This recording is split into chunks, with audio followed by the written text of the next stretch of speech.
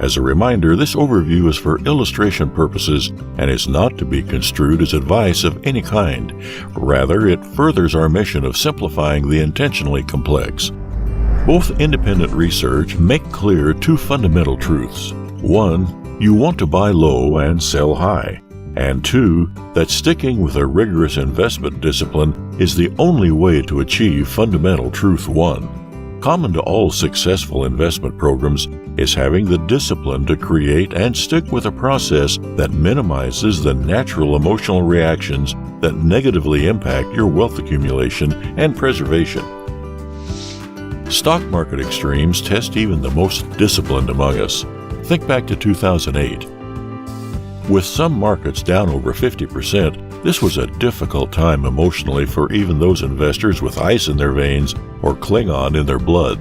This natural reaction comes from our human evolution, in which fear of the unknown or hypersensitivity to threats helped keep our ancestors alive. For this reason, we experience losses much more powerfully than we do gains, in some cases twice as powerfully. These instincts remain with us today and surface during periods of high market stress when our financial survival appears threatened. Instinctively, emotionally, we are compelled to act, to do something.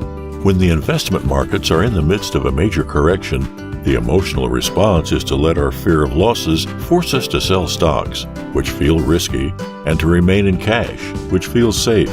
And this behavior works both ways. In a rising market, greed can compel us to buy more stocks than is prudent. In both cases, we buy high and sell low, the exact opposite of what you need to do to be successful. So, how do you, as an investor, overlay discipline that helps you delink your hardwired instincts and emotion from financial decisions? First, you must be honest with yourself. Assuming you can identify an appropriate investing approach, will you actually apply the necessary discipline to overcome your strong emotional impulses?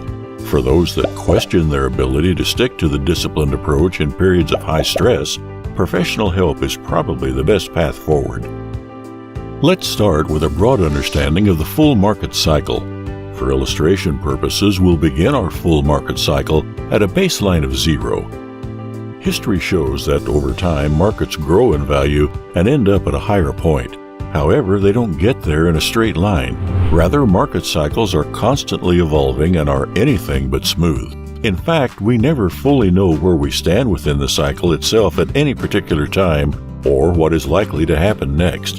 An investment portfolio should be in tune with the broader market cycle, both during expansion and contraction. The difficulty is determining how best to invest during these two distinct phases so you are true to your measured preference for risk as well as your capacity for risk. Before we move on, let's make sure you fully understand the two terms we just used, preference for risk and capacity for risk. Your preference for risk is the degree of variability in investment returns and investment value you are willing to tolerate.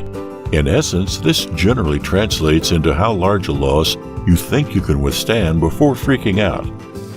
Your capacity for risk is slightly different, but in a very important way. This is your ability to sustain the variability of investment value your preference for risk indicates you're willing to tolerate. In essence, this means how much you can actually afford to suffer before your financial well-being is significantly damaged. You might think you can accept a greater loss than you actually can, and therefore have different risk preference and capacity. Now, let's circle back to our illustration. Let's assume your measured preference for risk and your capacity for risk both indicate that a broad mixture of stocks, bonds, and cash should be 60%, 35%, and 5% respectively at the neutral point in our illustration. As we move up the expansion phase of the market cycle and stocks become more expensive, in order to buy low and sell high, you will reduce your stock exposure and increase bonds and cash. At the peak, you will have your lowest exposure to stocks and highest exposures in both bonds and cash. This is often counterintuitive and is an area where discipline is critical. It will be tempting to second-guess the decision to have a lower exposure to stocks and higher exposure to bonds and cash. It is the discipline of portfolio construction that forces you to buy low and sell high. However, if you don't maintain the discipline and give in to the temptation to chase returns and increase your stock exposure at this point in the market cycle, you're setting yourself up to lose more when the markets correct, as they inevitably will.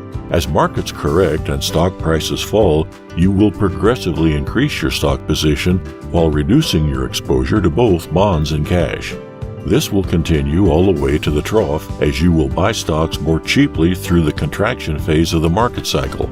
However, because market lows teem with negative emotions like fear, this stage tests your ability to stick to the plan. It is this phase of the cycle, when markets are way down, that many individual investors throw in the towel, sell most or all of their stocks, and thereby do themselves incredible harm. To finish our illustration, you'll note that as we progress from the trough back to the horizontal line and as stock prices recover, we are now back to our original mixture of stocks, bonds, and cash.